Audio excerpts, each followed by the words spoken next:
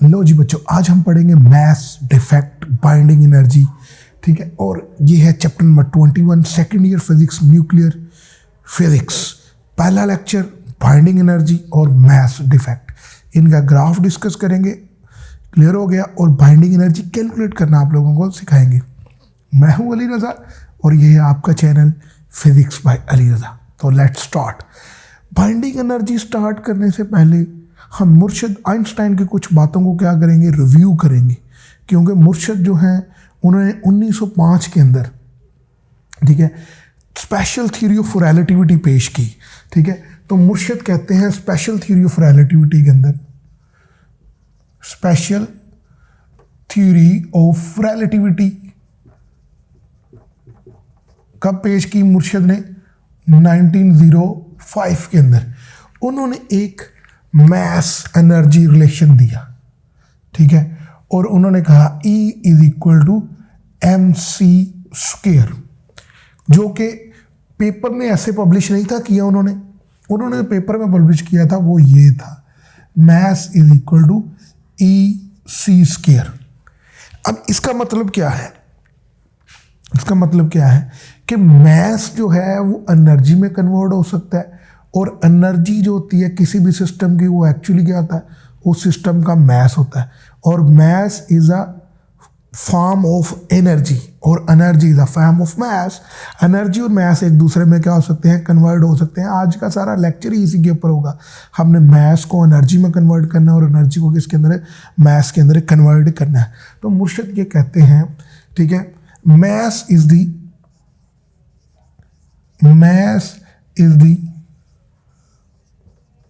Form of energy, ठीक है। मास जो है वो एनर्जी की क्या है, फॉर्म है। क्लियर हो गया?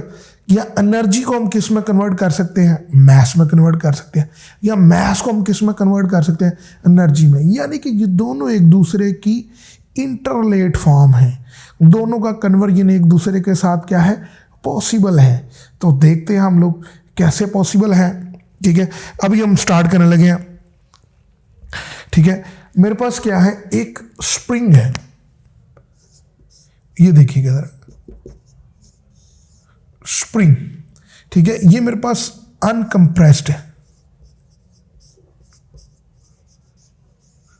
और ये मेरे पास क्या है, कंप्रेस्ड फॉर्म में। क्लियर हो गया? किस में है, कंप्रेस्ड फॉर्म। ये मेरे पास क्या है, ये देखिए जरा, ये अनकंप्रेस्ड स्प्रिंग है और ये मेरे पास क्या है, कंप्रेस्ड फॉर्म में क्या है, स्प्रिंग। जब स्प्रिंग कंप्रेस्ड फॉर्म में होगा, it's mean that it have more energy as compare to uncompressed form. Clear हो गया? इसकी एनर्जी क्या होगी, ज्यादा होगी। तो एनर्जी किसके इक्वल होगी, मास के इक्वल होगी, ठीक है। एनर्जी और मास एक दूसरे के क्या है, इक्विलेंट हैं, रिलेट करते हैं हम लोग इसको। इसका मतलब क्या होगा, compress spring has more energy. Clear हो गया? It's mean compress spring has more mass as compare to uncompress spring. तो मैं इसी तरह क्या कर लेता हूँ, ये मास ऑफ कंप्रेस स्प्रिंग, ठीक है, इज इक्वल टू क्या होता है, mass of uncompress spring, you uncompressed, clear, mass of compressed spring plus क्या होगा, इसके अंदर जाहिर बात है मोर मास होगा, ठीक है। तो प्लस क्या होगी, पोटेंशियल एनर्जी ओवर सी स्क्वायर। देखिए ना, ये मेरे पास क्या है, स्प्रिंग, ठीक है, अनकंप्रेस्ड फॉर्म में है, ठीक है। It's mean that it have energy having mass. Clear हो गया? जैसे उसको मैंने क्या किया, कंप्रेस किया, मैंने उसके ऊपर क्या किया, वर्क डन किया, वर्क डन किया। तो उसमें मेरे वर्क डन ने उसमें क्या स्टोर की, एनर्जी। वो एनर्जी किस में कन्वर्ट हुई, मास के अंदर। तो this is the mass during, ठीक है, ये एडिशनल मास इसके अंदर ऐड होगा, ठीक है, मास, ठीक है, ड्यूरिंग कंप्रेस्ड फॉर्म जो ऐड हुआ, मीन एनर्जी ऐड हुई, मीन इसके अंदर क्या हुआ, मास ऐड हुआ। क्लियर हो गया? तो जो कंप्रेस स्प्रिंग का टोटल मास होता है वो अनकंप्रेस्ड प्लस पोटेंशियल एनर्जी, और पोटेंशियल एनर्जी को आप किस में कन्वर्ट कर सकते हैं? मास के अंदर कन्वर्ट कर सकते हैं। इसका मतलब क्या हुआ कि कंप्रेस स्प्रिंग हैव मोर मास। ठीक है, तो यहाँ से मैं क्या कह सकता हूँ, ये आइडिया ले सकता हूँ, कंप्रेस स्प्रिंग हैव मोर मास, ठीक है, as compare to uncompress spring. ठीक है, एज मोर मास देन अनकंप्रेस्ड स्प्रिंग। क्लियर हो गया? अच्छा, मास ज्यादा है तो फिर हम उसे मेजर नहीं क्यों नहीं कर सकते? ये देखिए E is equal to C square और m। अब ये वाला फैक्टर क्या होता है? 3 इंटू 10⁸ और यहाँ पर स्क्वायर, ये बहुत बड़ा फैक्टर हो जाएगा बच्चे, बहुत बड़ा फैक्टर हो जाएगा। तो लिहाजा ये मास क्या होगा? बहुत ही स्मॉलर फैक्टर हो जाएगा। ठीक है, ये सिर्फ प्रिडिक्टेबल है, इसकी सिर्फ प्रेडिक्शन की जा सकती है, नॉट मेजरेबल। ठीक है, इसको मेजर नहीं कर सकते कि चेंज आ रहा है मास के अंदर। लेकिन एक बात प्रेडिक्शन लाजमी हो गई कि कंप्रेस स्प्रिंग हैज मोर मास, क्योंकि compress spring has more energy. पढ़ा है ना, मास और एनर्जी एक दूसरे में क्या होते हैं? इंटर कन्वर्टेबल होते हैं। क्लियर हो गया यहां तक? अब मेरे पास आ जाएगा, ये चीज आप लोगों ने समझ लगी। क्लियर हो गया? अब हम बात करने लगे हैं मास डिफेक्ट की। ठीक है, ये कॉन्सेप्ट यूज होगा, ठीक है, मास डिफेक्ट के अंदर। तो चलते हैं मास डिफेक्ट के ऊपर। मास डिफेक्ट, मास डिफेक्ट कहते हैं कि मास ऑफ, ठीक है, मास ऑफ न्यूक्लियन, न्यूक्लियंस किसे कहते हैं? प्रोटॉन और neutron. Mass of nucleon is always greater than mass of nucleus. ठीक है, mass of न्यूक्लियस। ठीक है, mass of न्यूक्लियस क्या कहता है? कहता है कि जो एग्जाम्पल दे रहे, कहता है कि जो न्यूक्लियन का मास है इंडिविजुअल, यानी कि प्रोटॉन न्यूट्रॉन, इसका जो मास होता है वो न्यूक्लियस के मास से क्या होता है? ग्रेटर होता है। यानी कि जब न्यूक्लियस फॉर्म्ड होता है, न्यूक्लियस बन जाता है, उसका मास न्यूक्लियंस के मास से क्या होता है? कम होता है। क्लियर हो गया? इसका मतलब क्या हुआ? फ्रेगमेंट का जो है, फ्रेगमेंट जो पीसीज है, उनका मास क्या है? ज़्यादा, और उससे जो प्रोडक्ट बना है उसका मास क्या है? कम। इसका मतलब कुछ ना कुछ क्या है? मास मिस हो गया है। उस मास को हम लोग नाम देते हैं, this mass is named as missing mass. और वो जाता किधर है? अभी हम इसके ऊपर देखने लगे हैं, मिसिंग मास के ऊपर। क्लियर हो गया? मतलब ये क्या कहता है कि ये मेरे पास न्यूट्रॉन प्रोटॉन प्रोटॉन न्यूट्रॉन, ठीक है, और proton neutron proton neutron proton proton individuals हैं। क्लियर है? इंडिविजुअल। अभी इन्होंने न्यूक्लियस फॉर्म नहीं किया। ठीक है, जैसे ही न्यूक्लियस क्या होता है? फॉर्म होगा। न्यूक्लियस क्या होगा? फॉर्म होगा। ये ले जी, ये न्यूक्लियस फॉर्म हुआ, proton neutron proton neutron neutron proton neutron proton. Clear हो गया? ये न्यूक्लियस क्या हुआ? फॉर्म्ड हुआ। इसका जो मास है, मास ऑफ क्या हो जाएगा? न्यूक्लियस हो जाएगा। ये लेस देन होगा किसके? Individual mass of nucleons. ठीक है, तो मास ऑफ न्यूक्लियंस ग्रेटर होगा as compare to mass of nucleus. इसका मतलब क्या हुआ कि कहीं ना कहीं वो मास तो चला गया। जारी बात है, मेरे पास ये कोई बुक्स है 5 किलो की, ठीक है, मैंने आपको दे दी, तो जैसे ही मैंने तब उनका मास नोट किया तो वो 4.99 kg आया। तो यो 0.011 kg है वो किधर गया? वो जो मिसिंग मास है, this is known as mass defect. ठीक है, तो इसमें जो मिसिंग मास होगा, missing mass is known as mass defect। इसको हम लोग क्या कहेंगे? mass defect कहेंगे। क्लियर हो गया? अब ये mass गया किधर है? अभी हमारी बहस तो चलेगी वो किसके ऊपर, भाई किधर गया? कहीं ना कहीं तो मिस हुआ है, तो कहाँ गया है? हवा में चला गया, किधर चला गया? ये जो mass ऑफ न्यूक्लियस होना तो ये चाहिए था, ये मैस और ये मैस एक दूसरे के क्या होना चाहिए? इक्वल होना चाहिए। लेकिन ये वाला मैस लेस है, ये वाला मैस क्या है? ग्रेटर है। कहीं ना कहीं तो मैस चला गया है। ठीक है, उस मिसिंग मैस को हम लोग कहते हैं मैस डिफेक्ट। लेकिन फिजिक्स जो है वो अजम्पशन में जल्दी वो हर चीज़ को पूरा पूरा फाइंड करती है कि भाई वो फिजिक्स ने यहाँ पर क्वेश्चन जनरेट कर दिया, वो जो मिसिंग मैस है वो किधर गया है। चले अब हम क्या कैलकुलेट करने लगे हैं, उस मिसिंग मैस को क्या करने लगे, देखने लगे हैं कि किधर गया। अच्छा, क्लियर हो गया? अब पहले इस नंबर पे स्टेप देखिएगा। जैसे ये न्यूक्लियस क्या हुआ, न्यूक्लियस फॉर्म हुआ। ठीक है, न्यूक्लियस क्या हुआ? फॉर्म। न्यूक्लियस के फॉर्म होते ही, क्लियर हो गया, इसकी जो इसका मैस क्या हुआ है, इसका मैस, ठीक है, न्यूक्लियस के फॉर्म होते ही, जैसे न्यूक्लियस फॉर्म हुआ तो इनके दरमियान न्यूक्लियर फोर्स पाई गई। ठीक है, न्यूक्लियर ने क्या किया? इनको बाउंड किया, जोड़ा।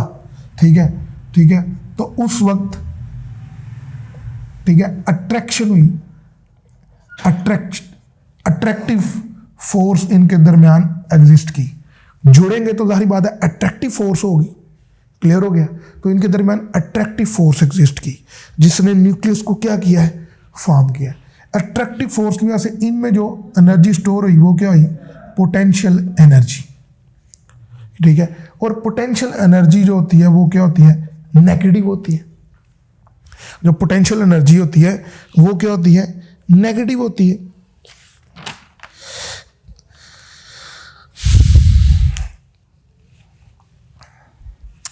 अच्छा, पोटेंशियल एनर्जी क्या होती है? नेगेटिव। इसका मतलब क्या हुआ कि इधर एनर्जी क्या थी? ज़्यादा। तो नेगेटिव एनर्जी का मतलब क्या है कि एनर्जी क्या हुई है? डिक्रीज हुई है। एनर्जी क्या हुई है? डिक्रीज। क्लियर हो गया? जुड़ गए ना, तो एनर्जी क्या हुई है? डिक्रीज हुई। ठीक है, तो एनर्जी डिक्रीज होने का मतलब क्या है कि इनकी एनर्जी क्या है? लेस नेगेटिव और लेस है, लेस। अब एनर्जी किसके अंदर इक्विवेलेंट होता है?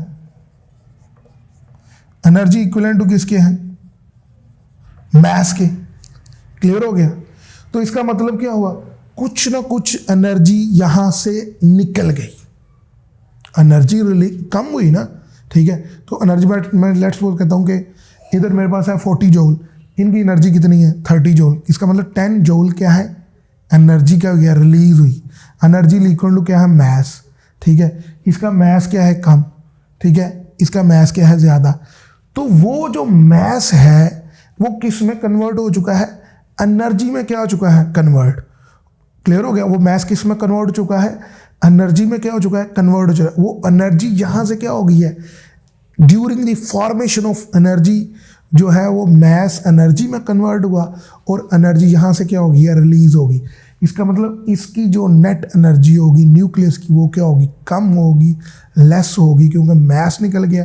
तो मैस इज इक्विवेलेंट टू क्या होता है? एनर्जी। तो एनर्जी क्या हुई है? Less.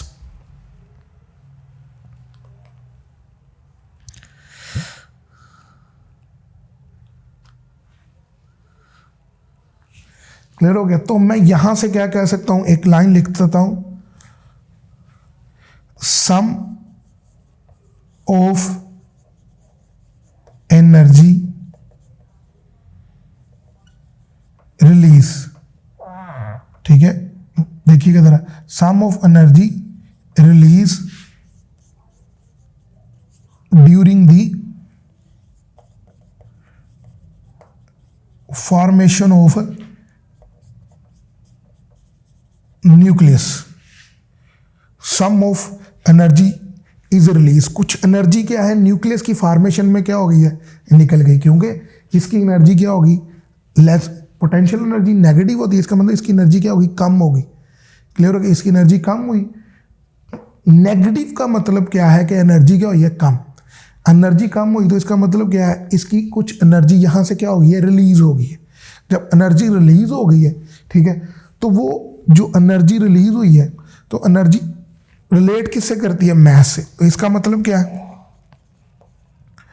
Mass of energy release होगी तो इससे एनर्जी डिक्रीज हुई। एनर्जी रिलेट किससे करती है, मैस। तो mess of nucleus is decrease. ठीक है, अब मैस इसका क्या हो गया, डिक्रीज। ये ओरिजिनल मैस और ये नया मैस दोनों का जो नेट इफेक्ट होगा, ठीक है, दोनों का जो डिफेक्ट होगा, दोनों के अंदर जो कमी होगी, उसको हम लोग क्या कहते हैं, मैस डिफेक्ट कहते हैं। मैं उसके कल फार्मूला भी क्या करने लगा, लिखने लगा हूँ। वो जो मैस एनर्जी में कन्वर्ट हुआ है, ठीक है, मैं उसको ही अब क्या करने लगा हूँ, कैलकुलेट करने लगा हूँ उसका फार्मूला। अच्छा, ये देखिए ज़रा बच्चे, यहाँ से ये हम पढ़े मैस डिफेक्ट। ठीक है, अभी क्या पढ़ा हम लोगों ने, ठीक है, तो मैस डिफेक्ट कैसे कैलकुलेट कर सकते हैं, कितना डिफेक्ट आया, कितना मैस एनर्जी में क्या हो गया, कन्वर्ट हो गया। एनर्जी रिलीज हुई तो एनर्जी किस में कन्वर्ट होगी, जो मैस था वो किस में कन्वर्ट हुआ, in the form of energy, और वहाँ से क्या हो गया, रिलीज हो गया। ठीक है, अब यहाँ से देखिए ज़रा, मेरे पास मैस डिफेक्ट को डेल्टा एम से शो करते हैं, और ये बराबर किसके होता है, mass of proton, total number of mass of proton plus, ठीक है, total number of mass of neutron. Neutron A minus Z होता है मैस ऑफ न्यूट्रॉन। ठीक है, और ये साथ क्या आ जाएगा मेरे पास, ये एम आ जाएगा, एम और एन, और फिर ये मैस ऑफ न्यूक्लियस। अब ये क्या चीज़ें होती हैं, ये सारी चीज़ें बच्चे, ये कोई एक्स है, यहाँ पर ये जी किसको कहते हैं, प्रोटॉन नंबर को, केमिस्ट्री में आपने पढ़ा होगा। ठीक है, और ऊपर क्या होता है, ए किसे कहते हैं, एटॉमिक मैस को, और ए जो होता है वो ये एटॉमिक मैस। ठीक है, एटॉमिक मैस किसके इक्वल होता है, न्यूट्रॉन और इसके, और यहाँ से हम लोग क्या कर सकते हैं, न्यूट्रॉन नंबर कैसे निकाल सकते हैं, जी माइनस ए, एन न्यूट्रॉन नंबर को कहते हैं। तो न्यूट्रॉन की जगह क्या आ जाएगा, ए माइनस जी, या जी माइनस क्या हो जाएगा, ए आ जाएगा हमारे पास, ए माइनस। ठीक है, न्यूट्रॉन नंबर आ जाएगा, ये देखिए यहाँ से ए माइनस जी, यहाँ पर। क्लियर हो गया। अब यहाँ पर जो मैस काउंट होता है, यूनिफाइड मैस काउंट होता है। ठीक है, तो बच्चे मैस ऑफ प्रोटॉन वो किसके इक्वल होता है, 1.0086665 यूनिफाइड मैस। ठीक है, जो न्यूक्लियर फिजिक्स होती है उसमें जो मैस का यूनिट केजी नहीं यूज होता, यूनिफाइड मैस यूज होता है, जो कार्बन 12 के कंपैरिजन से निकलता है। और मैस ऑफ न्यूट्रॉन जो होता है वो 1.00, ठीक है, 7276 होता है। और मैस ऑफ इलेक्ट्रॉन जो होता है ये ये 0.00055 होता है यू। लिहाजा इसको हम लोग क्या करते हैं, इलेक्ट्रॉन न्यूक्लियस के अंदर एग्जिस्ट नहीं करता तो इसको हम इग्नोर ही करते हैं, और ये वैसे भी क्या होता है, बहुत ही स्मॉलर वैल्यू होती है, इसको हम काउंट नहीं करेंगे। क्लियर हो गया। ये मेरे पास क्या हो गया, मैस ऑफ, ठीक है, ये इंडिविजुअल मैस ऑफ प्रोटॉन, ये इंडिविजुअल मैस ऑफ न्यूट्रॉन। ठीक है, दोनों को ऐड करके मैस ऑफ न्यूक्लियस को वहाँ से क्या कर दें, माइनस कर दें। इनका मैस में से ये वाला मैस क्या कर दें, माइनस कर दें, तो आपके पास क्या आ जाएगा, मैस डिफेक्ट आ जाएगा, जिसको हम लोग, इसको हम लोग क्या कहते हैं, मैस डिफेक्ट। अच्छा जी, अब मैं ये कहता हूं कि मैंने मैस डिफेक्ट किसका कैलकुलेट करना है। अगर तो मैंने मैस डिफेक्ट कैलकुलेट करना है, mass defect of helium nucleus. ठीक है, मैंने हीलियम न्यूक्लियस का क्या करना है, मैस डिफेक्ट क्या करना है, कैलकुलेट करना है हीलियम न्यूक्लियस का। अच्छा ये देखिए जरा, हीलियम न्यूक्लियस का हीलियम न्यूक्लियस का जो मैस होता है, मैस ऑफ न्यूक्लियस हीलियम, वो होता है 4.0028 U। क्लियर हो गया, इतना होता है हमारे पास हीलियम का मैस। अच्छा जी, मैस डिफेक्ट कैलकुलेट करना, delta M is equal to helium. Helium क्या होता है, 2 प्रोटॉन होते हैं और 4 उसका एटॉमिक मास होता है, तो इसका मतलब क्या, 2 न्यूट्रॉन होंगे। ये क्या आ जाएगा, Z की जगह 2, मास ऑफ प्रोटॉन, प्रोटॉन का मास कितना है, ठीक है, ये लिखा हुआ 1.008665।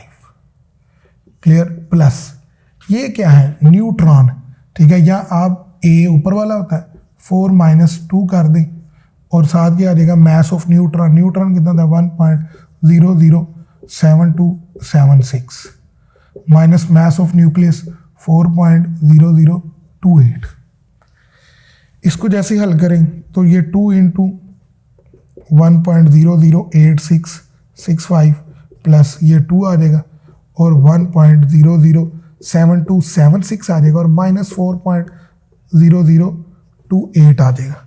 जैसे इसको हल करें तो मेरे पास आ जाएगा 0.01318 आ जाएगा, ये U आ जाएगा, यूनिफाइड मास।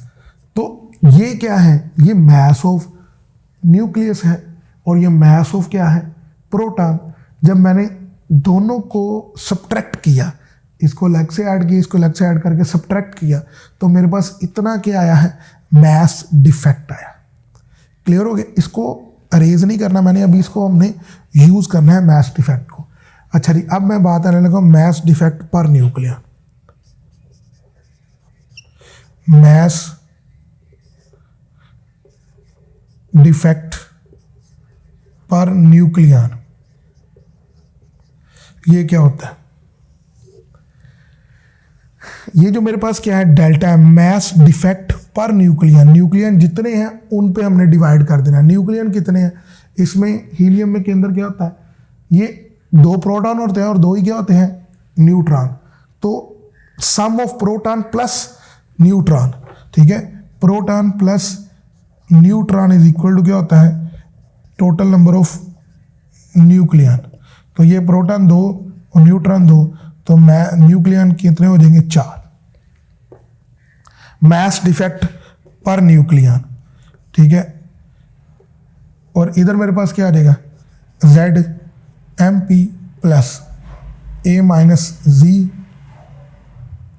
ZMN और मास of nucleus divided by A।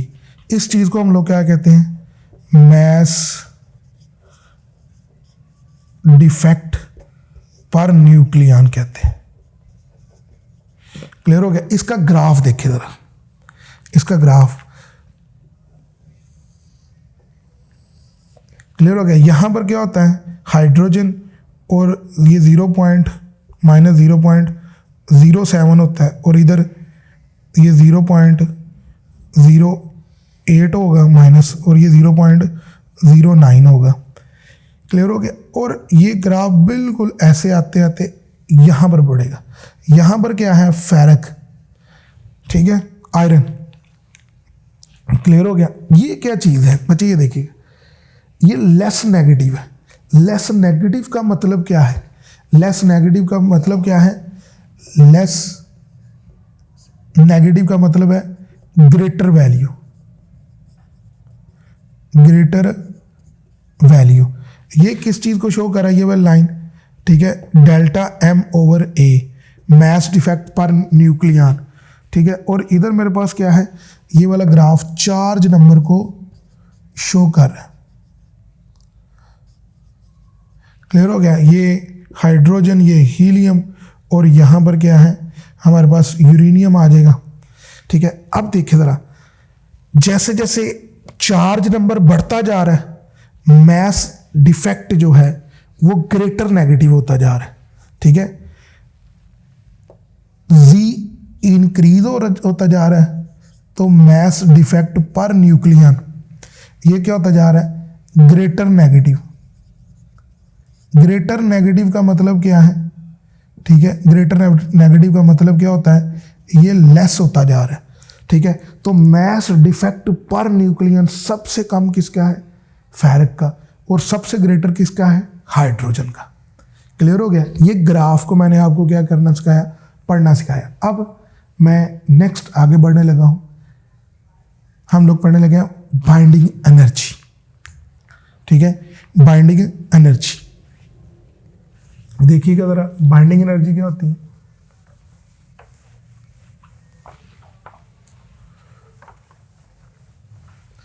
Binding energy किसे कहते हैं, the amount of energy, the amount of energy required, ठीक है। अब बात आ जाएगी binding energy. Binding energy, binding energy किसे कहते हैं, बाइंडिंग कहते हैं जोड़ने वाली एनर्जी, ठीक है। The amount of energy required to break the nucleus, ठीक है। वो एनर्जी जो न्यूक्लियस को क्या होती है, तोड़ने में क्या होती है, यूज होती है, उसको हम लोग क्या कहते हैं, बाइंडिंग एनर्जी कहते हैं। या हम लोग ये भी कह सकते हैं the amount of energy required to the formation of nucleus. Nucleus को जोड़ने में जो एनर्जी यूज होती है उसको भी हम क्या कहते हैं, बाइंडिंग एनर्जी कहते हैं, ठीक है। हम लोग इसकी दो डेफिनेशन हम लोग कर सकते हैं कि the amount of energy break the nucleus, ठीक है, the amount of energy, the amount of energy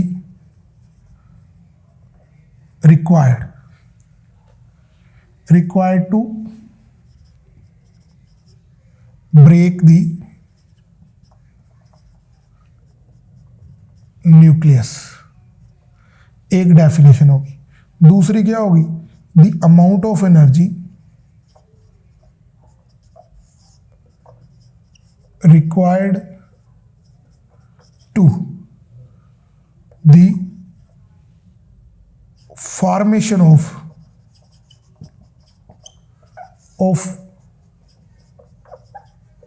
nucleus. बच्चे वो एनर्जी जो जब न्यूक्लियस फॉर्म होता है उस वक्त क्या होती है, चाहिए होती है, न्यूक्लियस को जोड़ने के लिए जो चाहिए होती है उसको हम लोग क्या कहते हैं, this is called binding energy.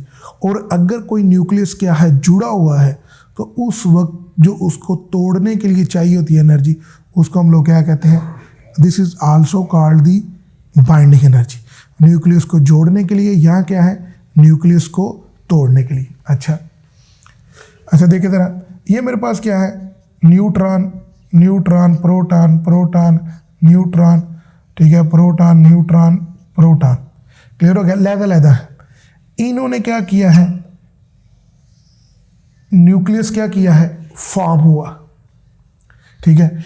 और इधर क्या बन गया, proton, neutron, proton, neutron, proton, neutron, proton, neutron और प्रोटॉन। ये क्या बन गई, न्यूक्लियस जुड़ गया। क्लियर हो गया। उस वक्त इसकी एनर्जी क्या हुई है, लेस होगी।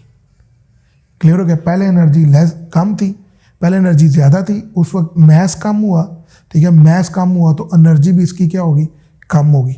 वो जो मैस कम हुआ है, ठीक है, वो किस में चला गया है, एनर्जी में रिलीज हो गया। और वो जो एनर्जी है डेल्टा ई, ये देखें ना, ये देखिए, इसका मैस ग्रेटर है, इसका मैस क्या है, कम। ये जो मैस है किस में कन्वर्ट हुआ है, एनर्जी। इस एनर्जी को हम लोग क्या कहते हैं, ठीक है, ये कब यूज हुई है, फॉर्मेशन ऑफ न्यूक्लियस, ठीक है। तो इसको हम लोग क्या कहते हैं, बाइंडिंग एनर्जी कहते हैं।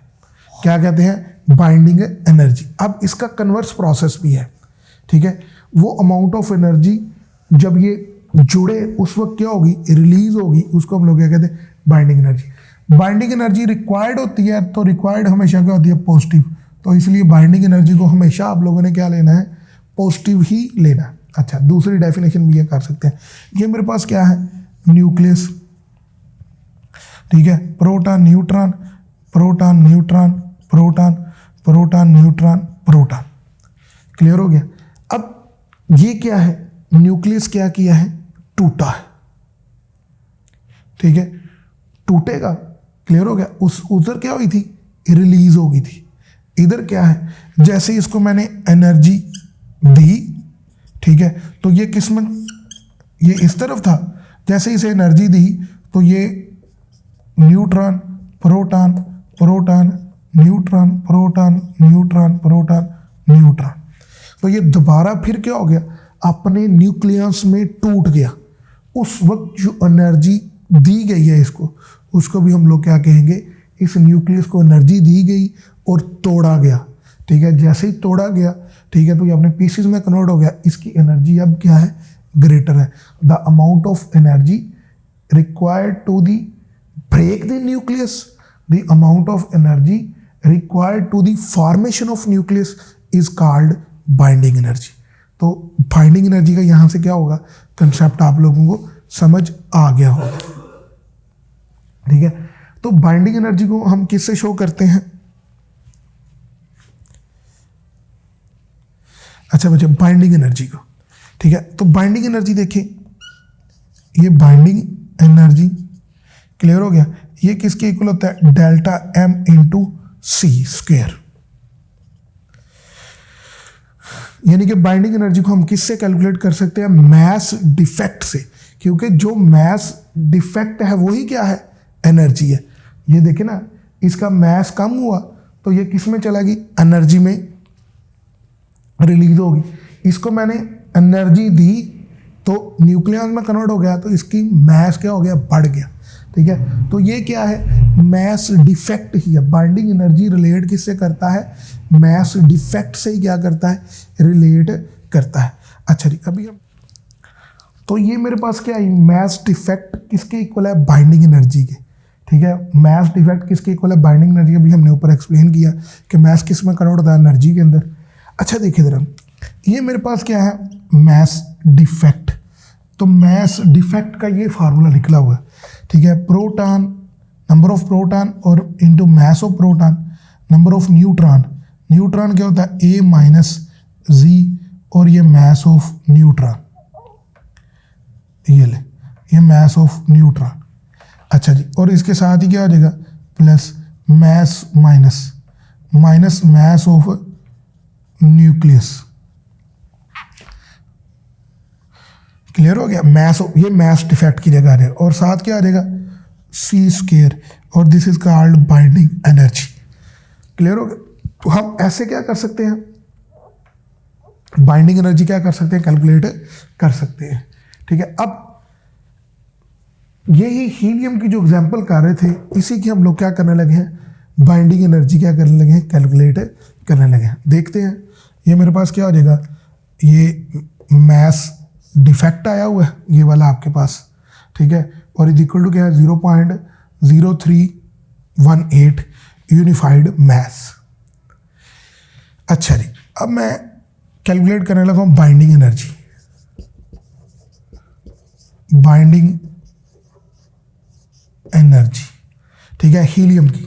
तो बाइंडिंग एनर्जी मेरे पास क्या है, ये बाइंडिंग एनर्जी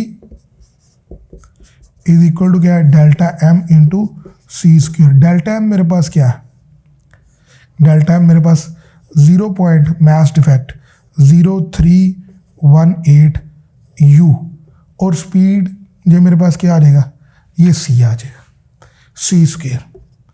बच्चे एक चीज़ याद रखें, ठीक है, ये ऐसे 0.03018 और u क्रॉस सी स्क्वायर, इसको मैं सॉल्व करने लगा। क्लियर हो गया, देखिएगा ज़रा, E इज इक्वल टू क्या होता है, एम सी स्क्वायर। क्लियर हो गया, ये मैस कौन सा है, 1u, और c कितना है, 3 × 10⁸ का होल स्क्वायर। ये mass into speed of light, ये एक्चुअली क्या है, एनर्जी ही है। अब यहाँ से देखिए, यूनिफाइड मैस, 1 यूनिफाइड मैस किसकी बात कर रहे हैं हम लोग, प्रोटॉन की। तो 1 पॉइंट, ठीक है, 6606 × 10⁻⁻27, ठीक है, इंटू 3 × 10⁸ का स्क्वायर, और ये मेरे पास क्या आ जाएगा, इसका आंसर आ जाएगा मेरे पास बचे रहेगा 1.494 इंटू 10⁻, ठीक है, इंटू 10⁻⁻10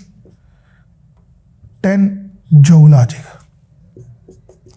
इतनी एनर्जी होगी, लेकिन मेरे पास इलेक्ट्रॉन वोल्ट में मैंने लिखना है, तो 1.494 इंटू 10⁻⁻10, ठीक है, ईवी, और नीचे ईवी की जगह क्या आ जाएगा 1.6 इंटू 10⁻⁻19। जैसे ही इसको हल करें तो ये क्या आ जाएगा 931 मेगा इलेक्ट्रॉन वोल्ट आ जाएगा, ठीक है, 931 मेगा इलेक्ट्रॉन वोल्ट।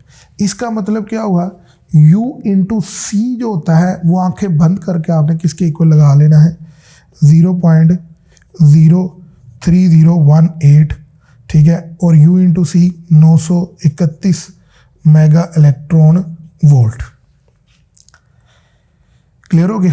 तो आपको ये प्रूव आ जाए तो ये प्रूव ऐसे आपने कर लेना है, ठीक है। इससे जब हल करेंगे तो बाइंडिंग एनर्जी मेरे पास क्या आ जाएगी, बाइंडिंग एनर्जी मेरे पास आ जाएगी बच्चे 28.2 मेगा इलेक्ट्रॉन वोल्ट।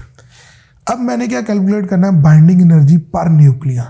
क्या चीज़ कैलकुलेट करनी है, बाइंडिंग एनर्जी पर न्यूक्लियन। इधर ही कैलकुलेट करता हूँ, तो बाइंडिंग एनर्जी पर न्यूक्लियन, तो binding energy per nucleon is equal to क्या हो जाएगा,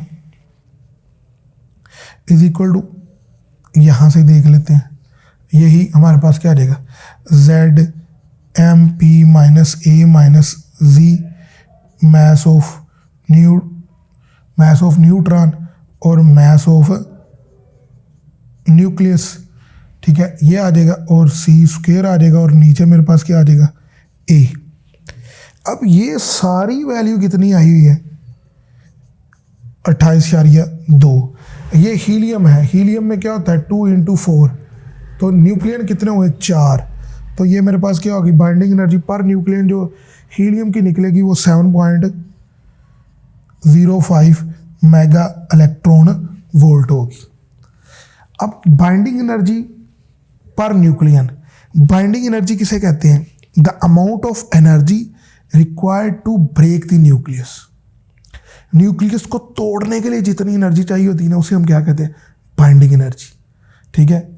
binding energy per nucleon, nucleon की तादाद बढ़ती जाती है, किधर जाती है, बढ़ती जाती है। न्यूक्लियन की तादाद क्या है, जैसे जैसे एटॉमिक नंबर बढ़ता जाएगा तो न्यूक्लियन की तादाद भी क्या होती जाएगी, बढ़ती जाएगी। अगर मैं इसका ग्राफ एक्सप्लेन करूं तो मेरे पास ग्राफ कुछ इस तरह का आ जाएगा।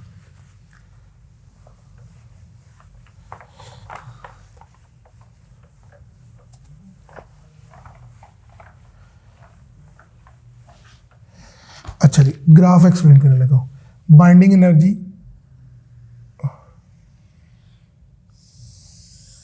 पर nucleon, binding energy per nucleon, फिर बोलने लगा हूं कि amount of energy required to break the nucleus. Clear हो गया? तो जितने न्यूक्लियंस की तादाद बढ़ती जाएगी ना, न्यूक्लियस उतना क्या होता जाएगा, हैवियर होता जाएगा।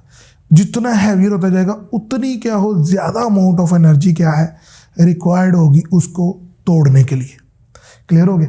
तो सबसे पहले क्या है, इधर मेरे पास हाइड्रोजन है, ठीक है, ये फिर क्या है हीलियम, और ये बाइंडिंग एनर्जी पर न्यूक्लियन, ये बिल्कुल, और नीचे क्या है जी, जी का मतलब चार्ज नंबर या एटॉमिक नंबर।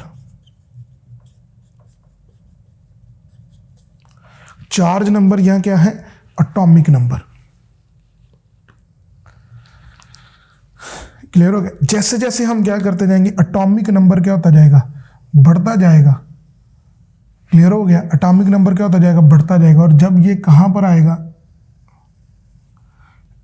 कितने रीजन में आएगा, इस रीजन में। इस रीजन में जो लाई कर रहा होगा वो हमारे पास है जो फेरिक है और क्रिप्टॉन। ये हाईएस्ट क्या है, फेरिक, और फिर क्या है क्रिप्टॉन। क्लियर हो गया? जितनी ये बाइंडिंग एनर्जी, जितना ये एटॉमिक मास बढ़ता जा रहा है इसके ग्राफ का, उतनी उसके अंदर बाइंडिंग एनर्जी भी क्या होती जा रही है, बढ़ती जा रही है। क्योंकि जितने नंबर ऑफ प्रोटॉन न्यूट्रॉन बढ़ते जाएंगे ना, ठीक है, उतना वो क्या होता जाएगा, उनके दरमियान स्ट्रॉन्ग न्यूक्लियर फोर्सेस बढ़ती जाएंगी। क्लियर हो गया? स्ट्रॉन्ग न्यूक्लियर फोर्सेस बढ़ती जाएंगी, ठीक है। ये ऐसे, ये देखिए, ये न्यूक्लियस फॉर्म हुआ तो इसके अंदर जो स्ट्रॉन्ग न्यूक्लियर फोर्सेस है, proton neutron, proton neutron, neutron proton, वो क्या है, इंक्रीज होती जा रही है। जितनी इंक्रीज होती जा रही है उतना ही इसको क्या होता जा रहा है, ब्रेक करना क्या है, मुश्किल होता जा रहा है। जितने जितने क्या है प्रोटॉन और न्यूट्रॉन नंबर क्या होता जा रहे हैं, बढ़ते जा रहे हैं, उतनी इसके अंदर क्या है, न्यूक्लियर फोर्सेस क्या होती जा रही हैं, बढ़ती जा रही हैं। स्ट्रॉन्ग न्यूक्लियर फोर्सेस, वो जो स्ट्रॉन्ग न्यूक्लियर फोर्सेस हैं वो इसको क्या कर रही होती हैं, जोड़ के रख रही होती हैं, इसको जोड़ के रख रही होती हैं, तो इसकी बाइंडिंग एनर्जी क्या है, बढ़ रही होती है। अब इसको ब्रेक करने के लिए क्या होगी, ज़्यादा अमाउंट ऑफ एनर्जी क्या होगी, रिक्वायर्ड होगी। ठीक है, तो सबसे जो स्टेबल है, ठीक है, सबसे स्टेबल जो है वो क्या है, आयरन है। ठीक है, और आयरन की जो एनर्जी होती है, बाइंडिंग एनर्जी, वो पर न्यूक्लियन वो 8.8 मेगा इलेक्ट्रॉन वोल्ट होती है। कितनी होती है, 8.8 मेगा इलेक्ट्रॉन वोल्ट। तो शुरू में जैसे जैसे एटॉमिक नंबर क्या होता जाता है, बढ़ता जाता है, नंबर ऑफ न्यूक्लियन की तादाद बढ़ती जाती है, स्ट्रॉन्ग न्यूक्लियर फोर्सेस क्या करती हैं, ठीक है, एग्जिस्ट करती हैं उनके दरमियान। ठीक है, तो उस वक्त उसकी बाइंडिंग एनर्जी क्या होती जाती है, उतनी ही ज़्यादा होती जाती है। क्लियर हो गया? ठीक है, और सबसे ग्रेटर जो है किसी आयरन की होती है। फिर इसका आर्डर जो है वो थोड़ा सा क्या होता है, डिक्रीज होता है। वो डिक्रीज क्यों होता है, ठीक है, डिक्रीज, ये न्यूक्लियस के अंदर एक हद तक नंबर ऑफ प्रोटॉन और न्यूट्रॉन क्या है, समा सकते हैं। जैसे ही प्रोटॉन और न्यूट्रॉन की तादाद एक हद से बढ़ेगी तो उस वक्त इनकी जो है वो पैकिंग, वो लूजली बाउंड होना शुरू हो जाएंगे। ठीक है, लूजली बाउंड होना शुरू हो जाएंगे। लूजली बाउंड का मतलब क्या है कि इनकी बाइंडिंग एनर्जी क्या हो रही है, कम होती जा रही है। ठीक है, और यहाँ पर यूरेनियम पर पहुँचते पहुँचते, यूरेनियम पर, ठीक है, यू पे वो 7 पॉइंट समथिंग हो जाती है, 7.6 mega electron volt, 7.6 mega electron volt. ये कितना, U38 इधर पहुँचते पहुँचते। अब ये वाला जो एक हद तक बढ़ने से ये वाला जो रीजन है, ये किसका बायस बनता है, न्यूक्लियर फिशन रिएक्शन का। ठीक है, यहां पर जाके न्यूक्लियर क्या होना शुरू हो जाता है, अनस्टेबल होना शुरू हो जाता है। तो अनस्टेबल होके ये क्या कर देगा, डिफरेंट पार्टिकल क्या करता है, छोड़ता है, अल्फा बीटा और गैमा, वो अलग बात आगे पड़ती। ठीक है, तो इसका मतलब क्या हुआ, number of proton, number of neutron की तादाद भी क्या होती है, एक हद तक क्या होती है, इसको बाइंडिंग एनर्जी को इंक्रीज करती है। लेकिन एक हद से जब तजावज़ कर जाती है, ठीक है, तो तब जो स्ट्रॉन्ग न्यूक्लियर फोर्स है ये किस में कन्वर्ट होना शुरू हो जाती है, वीक न्यूक्लियर फोर्स में कन्वर्ट होना शुरू होती है। और उस वक्त न्यूक्लियर फिशन बनना शुरू हो जाती है, यानी कि स्ट्रॉन्ग न्यूक्लियर फोर्स की वैल्यू डाउन होना शुरू हो जाती है। और ये किस में कन्वर्ट हो जाती है, कि कौन सा प्रोसेस हो जाता है, न्यूक्लियर फिशन रिएक्शन। और ये वाला जो प्रोसेस है ये फ्यूजन रिएक्शन होता है। ठीक है, इस वक्त इतने रीजन में न्यूक्लियर फिशन क्या होता है, फिशन क्या होता है, heavy nucleus break into smaller nucleus. और फिशन का क्या है, हैवी न्यूक्लियस, ठीक है, स्मॉलर न्यूक्लियस मिलकर, ठीक है, वो क्या बनाते हैं, एक हैवी न्यूक्लियस क्या करते हैं, फॉर्म करते हैं। एक न्यूक्लियर फिशन और दूसरा क्या है, न्यूक्लियर क्या है, फ्यूजन वाला रेंज है। ये आपकी बुक में नहीं लिखा हुआ, ठीक है, तो बाद में देख लेते हैं हम लोग। क्लियर हो गया यहाँ तक? चले इसको ना भी करें तो कोई नहीं। स्ट्रॉन्ग न्यूक्लियर फोर्स होती है और इधर क्या होता है, वीक न्यूक्लियर फोर्सेस एग्जिस्ट करती हैं। अच्छा बच्चे, हमारे पास आ गया। ठीक है, तो पेपर में ये एमसीक्यू आएगा कि बाइंडिंग एनर्जी जो है सबसे ज़्यादा किसकी है, तो आयरन की है। जिसकी जितनी बाइंडिंग एनर्जी होगी, binding energy per nucleon, binding energy per nucleon is directly proportional to the क्या है, स्टेबिलिटी के। ठीक है, किसके, स्टेबिलिटी के। जिसकी binding energy per nucleon greater होती जाएगी उसकी स्टेबिलिटी भी क्या होती जाएगी, उतनी ज़्यादा बढ़ती जाएगी। ठीक है, और जिसकी, इसका मतलब स्टेबिलिटी हाइड्रोजन की क्या है, सबसे कम है, और आयरन की क्या है, सबसे ज़्यादा, और यूरेनियम की उसके करीब करीब ही क्या है, फटक रही होती है। अच्छा जी, मेरे पास देखिए ज़रा, अच्छा जी, अब आ जाएगा एंड पे लाइन लिखे थे, graph show that when a heavy element break into lighter element, ठीक है, ब्रेक इन, और when a lighter element are fuse to form a heavier element a larger amount of energies release. जब ये वही fission वाली बात आ गई, जब ये दो लाइटर मिलकर हैवी बनाते हैं तो लार्जर अमाउंट चाहिए होती है, और जब एक हैवी न्यूक्लियस टूट के दो क्या बनाता है, लाइटर न्यूक्लियस बनाता है, तो उस वक्त एनर्जी क्या होती है, रिलीज होती है। जब फॉर्मेशन होती है तो न्यूक्लियस क्या एनर्जी क्या होती है, रिक्वायर्ड होती है। लो जी बच्चे, ये हमारा था आज का article. I hope so that आप लोगों को मेरा लेक्चर पसंद आया होगा। अगर मेरा लेक्चर पसंद आया तो काइंडली लाइक करें, शेयर करें और सब्सक्राइब करें।